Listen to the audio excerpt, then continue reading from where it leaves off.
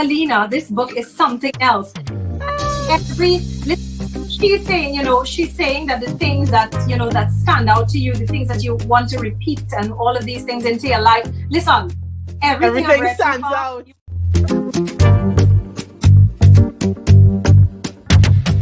So I break it down into portions that I can manage. This really was transformative.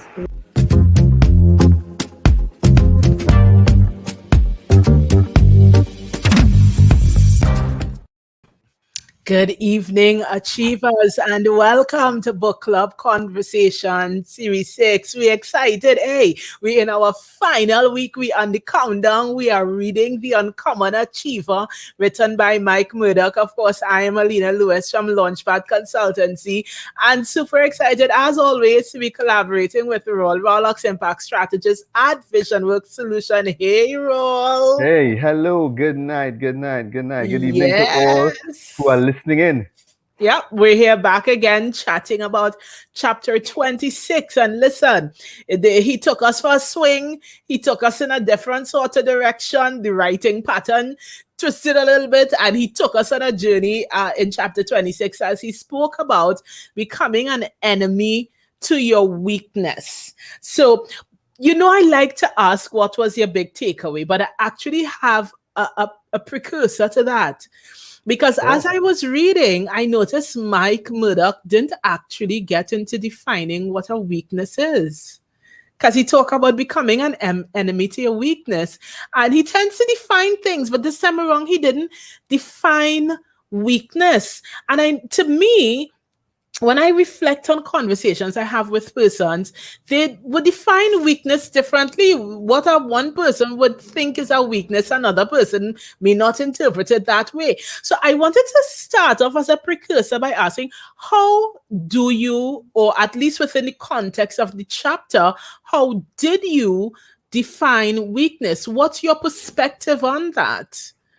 Yeah, for me, I would see weakness as something, a habit, something we do or say, something we inculcate, something we encourage that distracts or detracts or takes away from our purpose or takes away from our ability to be that uncommon achiever. So if our goal is to be that uncommon achiever and to make all these things that we see in our minds, make them real, bring them to life, they are those things that act almost like vampires. Yeah. They suck the life out of your dream, they suck the life out of your purpose, they suck the life out of the steps that you want to make forward, and they keep pushing you back and pushing you back. And the aim really is for you to abort your dream. So I think weaknesses are those things that, if left to fester, can cause you to abort your dream or your vision. That's how I will define it, yeah. Yeah, I get that. I'm totally on board with you. And I think I would have just added a twisted sort of view to complement it, to say that weakness would be anything that causes you to not pursue the full fulfillment of the vision.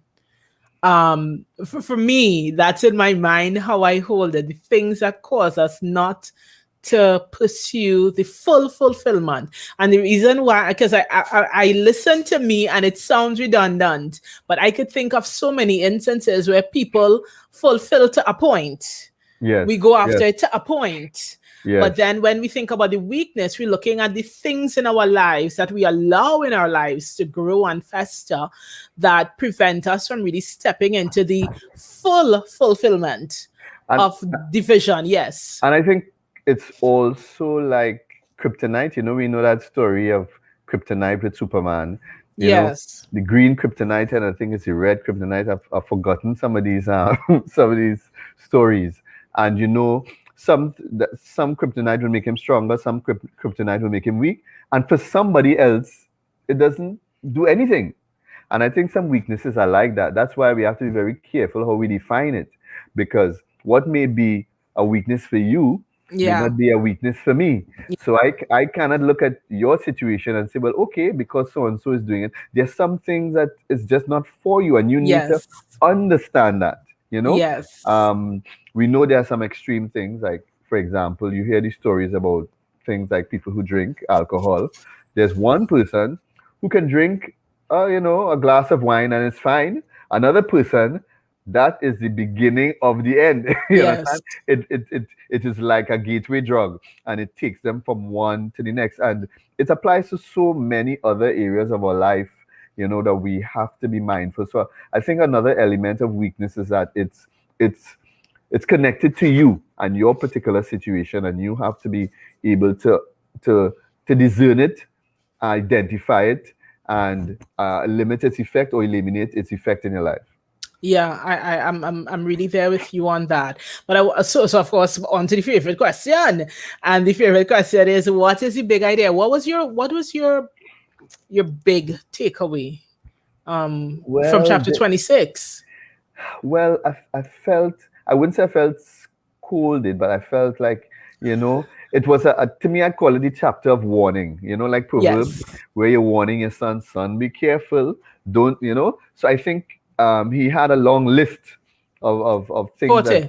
yeah, that you need to be mindful of when it comes to dealing Yeah. with weaknesses. And there's so many of them jump out at me. One in Yeah. particular, let me see if I can find it. He mentioned that, your weakness, how did he phrase it? The lives and futures of those you love are waiting your overcoming and triumph over your weakness.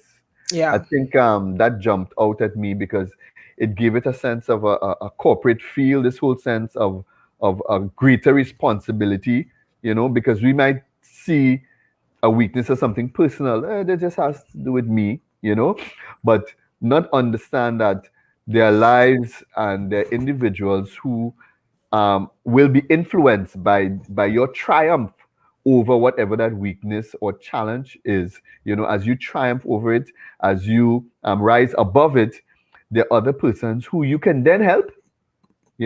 I think we said it another way in a previous program.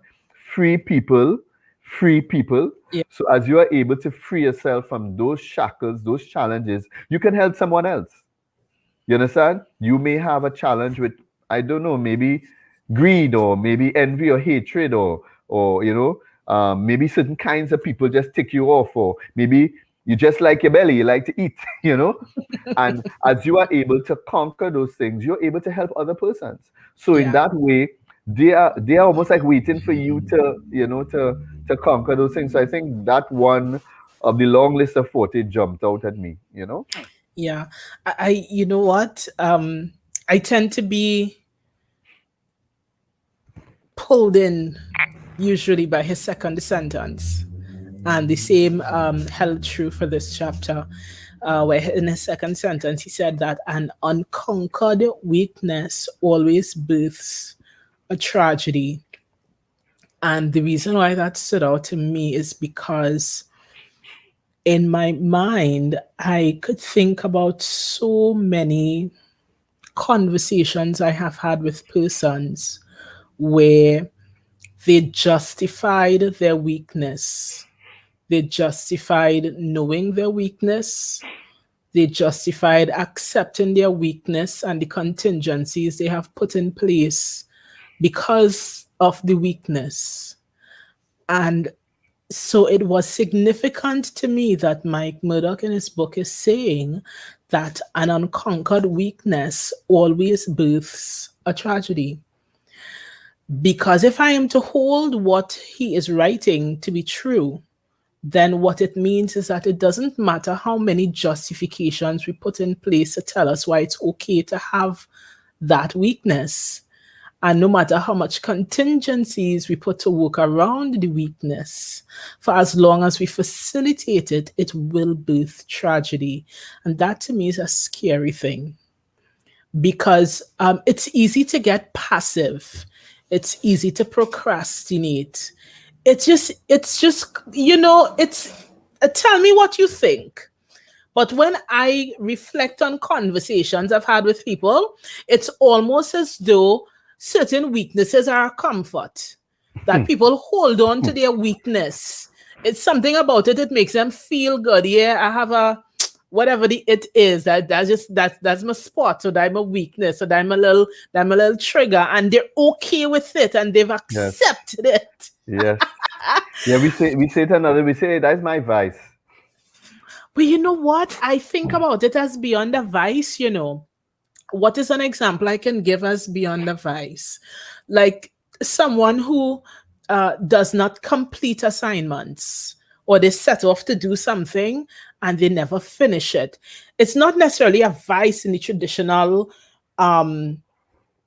idea of what a vice is, but at the same time, it's a thing about them that keeps them from fulfilling. They Right. always sabotage themselves. They always turn away, just as I know people like that. Real talk. That I know people who they would work so hard, and as soon as they're that close to the end, they sabotage themselves. It's always something different, but it's always that person. They do it to Yes. themselves, and they walk away and they say, it wasn't for me, it was this, it was that. And then instead of continuing on when they've overcome whatever the supposed challenge was, they say, I don't want to do that again. And they'll start off on something completely different. It happens, and it's almost Yeah. like a crutch and a comfort that we embrace weakness as though, you know what I think? Tell me what you think, but I'll tell you what I think. I think there's a part in some of us that we are so afraid of wanting to desire what we perceive to be perfection that it makes us feel good to embrace our weakness. So it gives us an excuse if something doesn't work out, we could feel good and hug it up. What do you think? Yeah, I think we all have these, it's like, people talk about throwing a pity party, Yes. we sometimes take comfort, but when you understand there's a definition of a vice as it relates to a vice grip, a grip on you, I love that. So you can have a vice, and what that does is that it strangles you. Oh my gosh. So in essence, it constricts. I mean, if you were to imagine the image of a vice grip on your hand or on your leg or anywhere in your body, it constricts the flow of blood and oxygen, to where it's needed, So you might actually have to amputate that particular limb. So I think, we can find that place, because I guess for some of us, and I sure I've been there too. Yeah, I can recall. We all have been there. Where, I guess maybe if you find it makes you human, Yes. So we build really around think it so. and we encamp around it, and Yeah. I But could you know see what that. comes to mind even as we're chatting? Vision, commitment to vision. Because I believe that just when we look at it, I know that Mike Murdock talked about it from a lot of spiritual perspectives, but even when we look at it just in perspective of life, for the general person, I think commitment to vision is a good motivation to do whatever is needed to, as Mike Murdock say, be the enemy to your weakness. Because I think that the more committed we are to the vision, whatever the vision is in our personal lives as we perceive it, then when we realize these weaknesses or these obstacles to us fulfilling, it gives us the drive needed to take the hard stand to say, I will not, or I will, whatever the it is, And like, even in my mind, like, it's indirectly related. I remember having a conversation with someone, and I said to her, I will not let who you are prevent me from being who I am. So we had to find a balance in the middle. Because I will be the fullness of who I am in terms of, because sometimes when you don't always touch base and whatever with people, it might be conflict as in a fight, but there is this lack of a meeting of the minds, and then we adjust personalities and how we treat with situations. I really came to a point where I say, listen, I am not going to let who you are and how you handle this change who I am and how I deal with situations. I'm going to continue to be me. But when I think about that, the reason why this relates to me is because I had to make that decision to be so committed to being my best self, because I understand being my best self and being a person who is operating in integrity and in my authentic path. That is what causes me to achieve the vision in all areas of my life. That if I compromise across here, it's going to spill over into the other areas of my life because I'm not being the true me, the real me. I'm going to be compromising. So I make that parallel to a weakness. Weakness, I say, I'm going to adjust across here. And for somebody else, it might be something completely different, right? Yeah. But I think commitment to vision, to say, I'm not going to let this habit or this circumstance keep me from, but even though it's difficult, I'm going to push past the inconvenience and I'm going to position myself for the it, because it would vary from person to person. I think that commitment to vision can play a really huge role in us really having that motivation to get rid and to deal with the weaknesses in our life. It might be perfect, but it's a journey that we could be on, Yeah. But inside that definition, you realize there really is a spectrum, as I would say. So there's weaknesses that can be tantamount to almost like sin. Yes. You understand? Yes. And in fact, is sin. We know about thou shalt not kill, thou shalt not lust, thou shalt not hate, all these kind of things. So if you are on that end of the spectrum, it seems to be kind of pretty clear, at least for some of us. Yes. That hold to those types of principles. But there are other weaknesses that might be like a speech impediment or getting up late from time to time, and those as well can be real, really impact upon us, although there's a school of thought that says forget your weakness and only focus on your strengths. I actually saw that on a billboard once in on the highway. So there's a school of thought that, man, that's just, everybody has their weakness. That's just forget about that and just focus on building the areas that you're competent in. So there's that whole idea of accepting. So it really is. We really have to be careful how we define it. But I agree with you. At the end of the day, there's this whole issue of the elephant in the room, and there's this little elephant growing and growing, and we feed it, and then all of a sudden it begins to dictate our lives. It begins to dominate, and it pulls us and distracts us from that vision, that those things that we want to achieve and be the people that we want to be, whether in our relationships, whether in our career, whether in business. So we want to develop a no tolerance, and I'm saying these things and speaking to myself here at the same time, develop a zero tolerance attitude towards these things as they appear and pop up in our lives.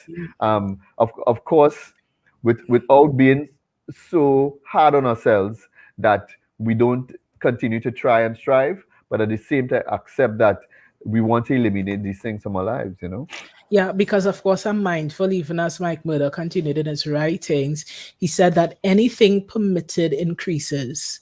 And so that ties in so directly to what you were just saying. We must be mindful, because when we think that anything permitted increases, it means that we cannot take for granted even what we think might be the small thing, the little thing. Oh, that's not a big deal.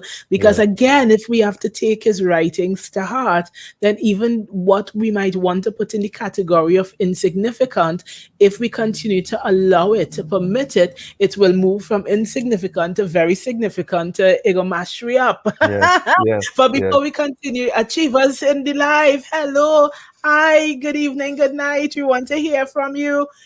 Like, subscribe, all that good stuff, but get to the comment section. Tell us, how do you overcome weakness? How do you see weakness in your life? How do you stay motivated to deal with weaknesses? Get the fingers going. We want to hear from you so we could share in the conversation as we learn from each other and as we continue on the journey with each other. Achievers, we want to hear from you. Yes, Roll, back to you. What were you saying? Well, the the big one of the big takeaways for me, and even in our discussion tonight, is this whole question of how we define it. Yeah. And that's one issue. But in terms of overcoming, one of the keys for me has been, and I'm looking at my life and thinking through areas of weaknesses that I have or had. And this is something that has come up in previous chapters, having an accountability partner, because there are some things that we're fighting that we just cannot fight alone. We just cannot conquer them alone, and we need an individual or somebody who could keep us, quote unquote, the term righteous, as it were, someone who understands, somebody who can relate and connect with, but somebody who would not allow us to go back to whatever particular behavior, whatever weakness that we're trying to eliminate.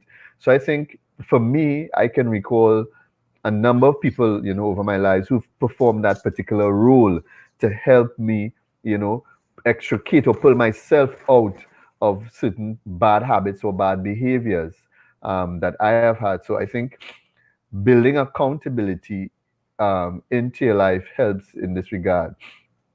I have a question for you. And my question is this.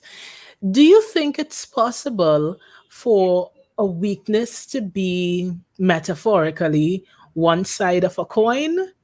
Let me tell you why I asked that. So I was having a conversation with a colleague a couple of weeks ago, and I was telling her that it is my experience that as we have gone more digital, especially since COVID, people have less and less etiquette when they communicate.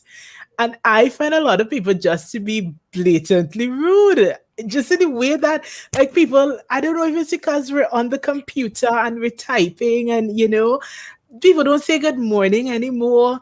They scoff as, like, listen, the kinds of communication I have engaged, especially since COVID, many a day pull back and be like, oh, that's how we talk to people now? Like, Yes. I get into listen, and sometimes people are what I receive as so rude.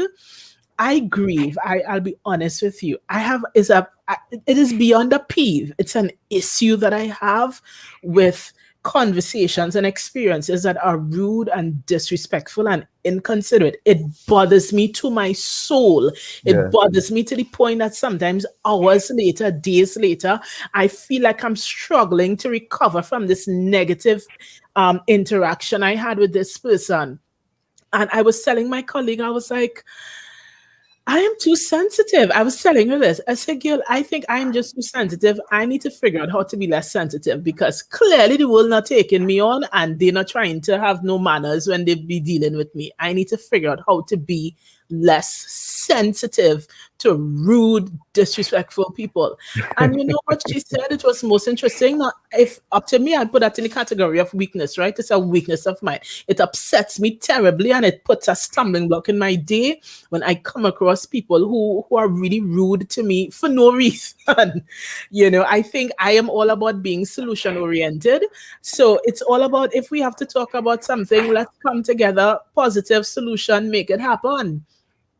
I know she said to me, she said, no, you shouldn't try to be less sensitive. And I'm like, yeah, because it really bothers me. I know we're having a really genuine conversation. And she said, Alina, your sensitivity is what makes you good at what you do. It is because you are so sensitive that now when you go to your business, you are so mindful of your clients and you're so supportive of those that you serve. It is the motivation why you embrace people the way that you do and create and facilitate the types of environments that you do. And I was like, oh. Yes. So is it then possible, using that as the example, is it then possible that weakness, or maybe some weaknesses, could be maybe one side of a coin, and it takes perspective for us not to drown in the challenge of the thing that we observe, but look at how maybe some of our proclivities can make us better? And I think this is why the whole idea of, we've been spending a lot of time trying to define it. And I think the power is in the definition. That's why for me, the weakness would be those things that detract. Because you may have a particular challenge that actually aids your purpose. So for example, I can recall I mean, I have all kinds of challenges. One of my challenges is that I tend to forget a lot. You Right. understand? For me, that's a weakness. You understand? So what has happened because of that? It has made me pay more attention to detail because I'm aware of this challenge. So I put a whole lot of effort into trying to put systems in place and being organized and putting structures that has actually aided my life. I'll tell you a story, right? I remember um, going off to school, going off to university, and I don't know if they would be considered a weakness or like maybe it's just a challenge, but I'm just using it as an example of how Yes. it can be have two sides. And I was faced with the challenge, call it a challenge of not having enough money, right? Poverty, not having money. So I could not buy the books that I needed, right? So what did I do? You understand? I I went around campus borrowing books and I took notes. I actually took notes of all the books. So before the term started, I had taken notes on all the books. Now, I didn't know that that would actually help me remember more, you understand, and be much more prepared for the class. So I guess what I'm saying is that, there are things that we may term as weakness or negative or bad that really work towards improving our abilities or strengthening us or giving us that, equipping us to achieve or to make that goal more attainable in our lives, And in that way, I can see what you're saying, that it's sort of like a two-sided coin. Yeah, if we approach it from the right It's perspective. like it's like saying a weakness is a strength then. and With the vice right versa. perspective. And vice versa, a strength can be a weakness because you may take Yes. certain things for granted because Listen, you yes. believe, hey, I have this, I am all confident, and because of that, you don't practice enough, you don't prepare enough because Mm-hmm. you figure you have it down pat. Yep. Yep. So this is a very interesting discussion about what I'd be very interested in finding out what persons who are listening in, how would they define this thing called weak? How do they define weaknesses in their life? So, guys, come on, jump in the comment section and tell us how you define a weakness. But while we're waiting on you to share what you define weakness to be, just to share a couple comments. We have one that says Michelle is saying hi, good night, hi Michelle. For me, she's saying her weakness is trying to connect or associate with people who don't have the same weakness or struggle as I have. So, is it Michelle? You're saying that your challenge is you want to connect with people who maybe are strong in the areas that you are weak. Is that what you're saying? I think you probably need to maybe clarify just a little bit so we could understand your perspective. But we do appreciate you sharing. But even before we move on, Roll, do you have any recommendations for persons? Michelle said yes, that is what her challenge is, being able to find people who are strong in the areas that she is weak. Do you have any recommendations for Michelle, who is saying, hey, I want to get better, I want to overcome, but I'm struggling to find people to connect with, like you talked about the accountability partner. As I listen to the comment, one of the things I thought about is how weaknesses in that sense can help us, because one of the things I can see happening there is that it will force you to improve your communication, because now you have to connect and relate to someone that isn't somebody you normally relate to, and you Yes. now have to try to build a rapport or build a sense of connection, and it forces you to communicate. The Yes. value of that is that it forces you to better understand and explain and relate to your situation, which can actually help another person. Yes. Because other than that, we may just take it for granted that people understand. So it forces us to go. And I've seen this in relation to being a parent, Yeah. trying to relate some things to my son, you understand, who just has a totally different orientation.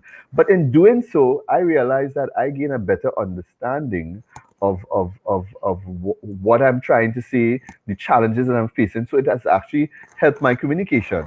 So I think Yes. I think one thing might be to understand that that in and of itself is a benefit and something that's valuable. And if we could see it that way and we gain that kind of confidence and that positivity, we may even attract more people, you know?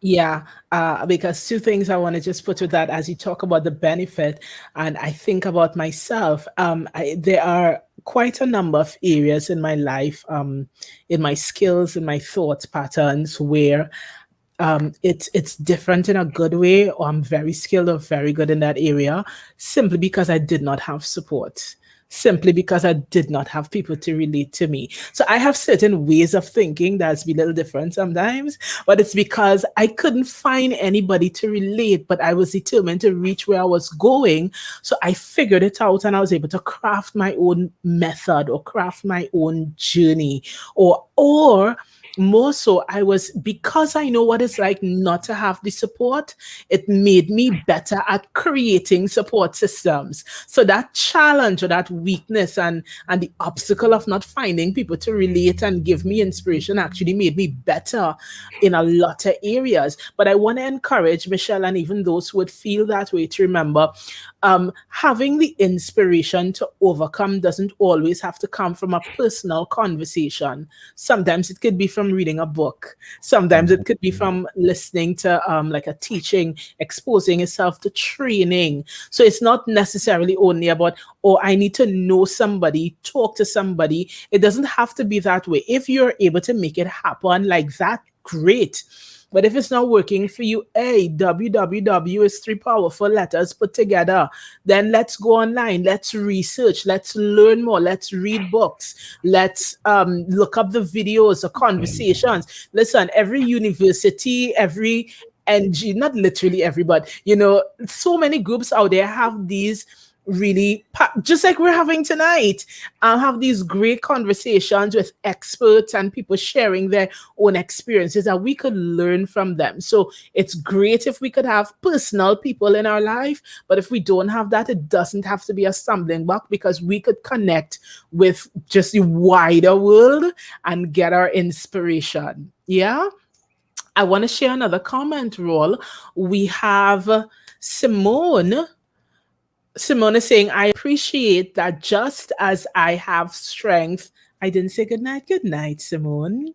I appreciate that just as I have strengths, I have weaknesses, and I have become comfortable with this. I'm in a space. Sorry, when I'm in a space and what is in focus outside of my strength, I listen more to the ones who know too. I can understand and ask questions to clarify. And I think this is probably in alignment what we were just chatting about. Yes, Ro? Yes. When I have weaknesses and I have become more comfortable with this, right? I'm in a space and what is in focus is automatic. I listen more to the ones who know. It's okay. I don't think I'm getting it. I think what Yes. Simone is saying is that she appreciates that she has strengths and weaknesses. And when she's in a space that whatever she's focusing on is outside of her strength, her approach is to listen to people who know about the thing, and those are the people she could understand, because they'll explain it in a way that makes sense to her. So then it opens the door for her to ask questions and clarify. So I think the version of it that Simone is showing that she takes to overcome is through information and knowledge, that she empowers herself with information and knowledge. So when she gets the information she needs, she's then able to make decisions and take actions and so on. So I think that is what Simone is sharing there. So thank you, Simone, so much for that contribution. So definitely, Simone said, yes, Selena, you've interpreted it precisely. Great. So I think we got some really good points there. I want to ask you, and I'm just looking at my notes here. He talked about beginnings and endings in the chapter role. And I thought it interesting when Mike Murdock said that there are many beginnings and many endings.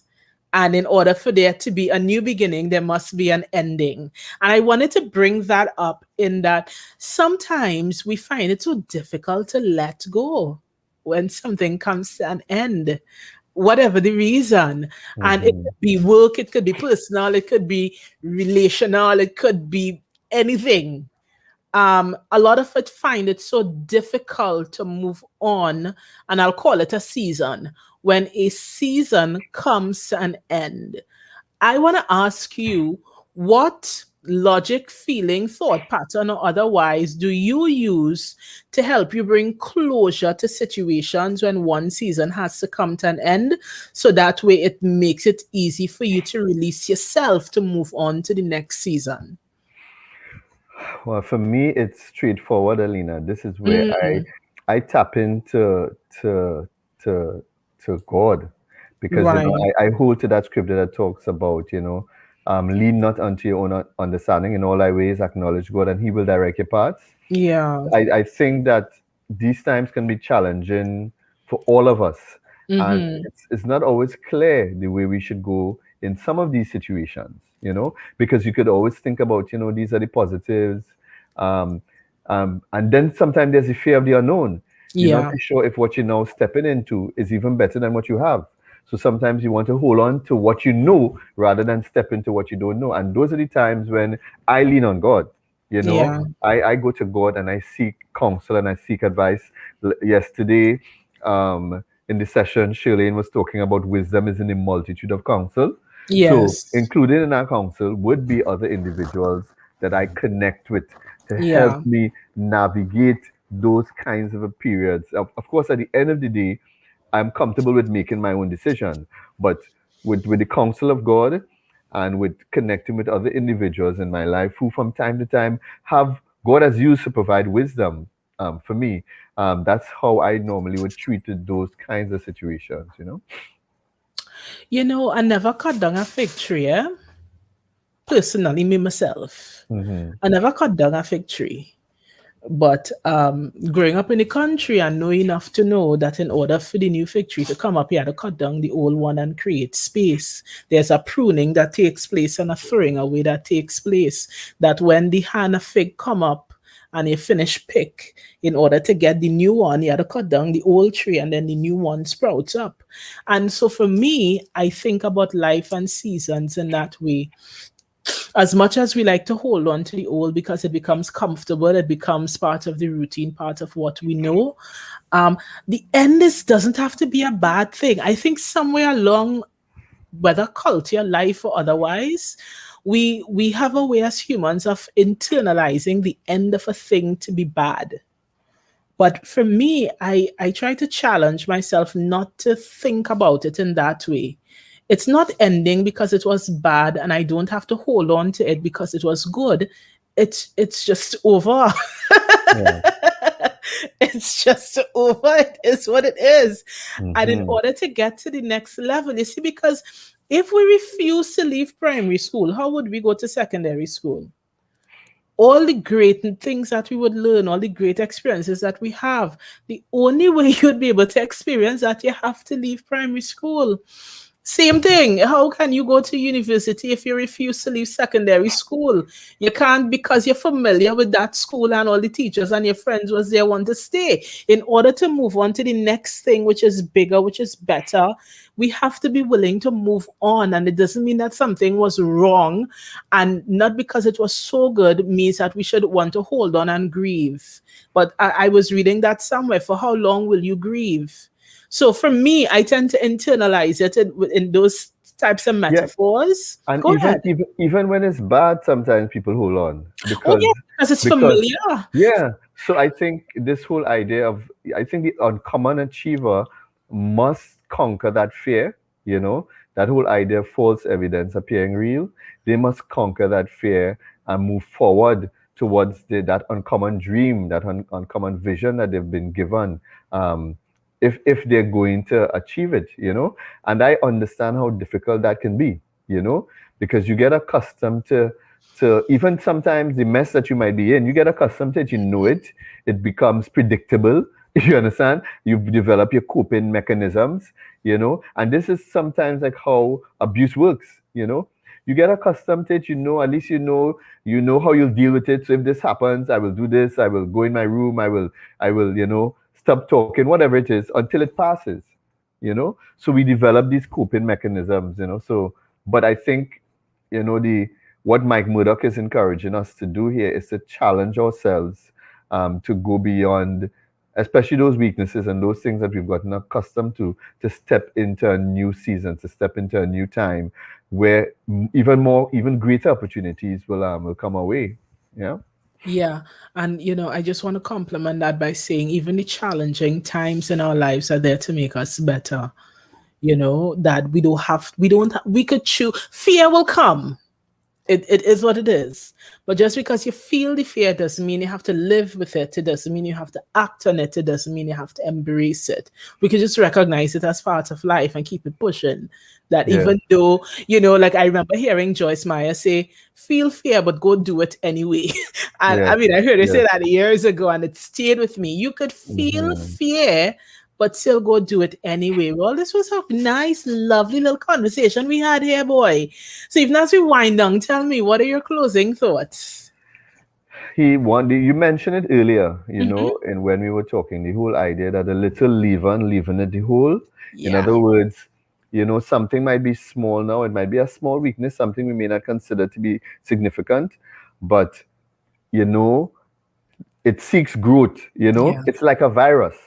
You understand? And it seeks to change form, so it will move from Brazilian to Chinese to Delta. If we don't treat with it and cut it and deal with it in our life, if we don't move swift enough. So there some of these types of weaknesses that we just have to eliminate. Yes. You understand? Like how we've learned the importance of eliminating sin from our lives. We need to eliminate these things from our lives. So I would encourage us to again take stock, take some time, look at our lives, look at Yes. those things that are detracting from, and put ourselves in a position where we commit to eliminate those things at whatever cost, remove it from our lives. It's holding us back, it's holding you back, it's holding me back. Eliminate it so that you can be free to help other persons and to achieve that a common dream in your life. Yes. So I want to just share a thought from Lester, who says, "Surely I say to you that unless a grain of wheat falls to the earth and dies, it remains alone. But if it dies, like the fig tree we were Yes, talking about yes, earlier, yes, it yes. bears much fruit. Sometimes it's not the end, it's the beginning of new life." Very nice. And I see Simone has shared the benediction. So I will share Simone's benediction as the closing. To everything there is a season and a time, to every purpose under the heaven. When changing seasons, I reflect on the full experience, and I have a tendency to remember the positives from it. I honor the season by carrying what is good fruit from it into the next season. What is not of benefit becomes a learning point, ladies and gentlemen. Excellent, Nothing more is excellent. needed. Nothing more to Thank say. you for that benediction, Simone. Like the seniors used to say a long time, and may the Lord bless you and keep you Keep until you. we see each other again. Have a great evening, everyone, as we continue with Bye. book club conversations.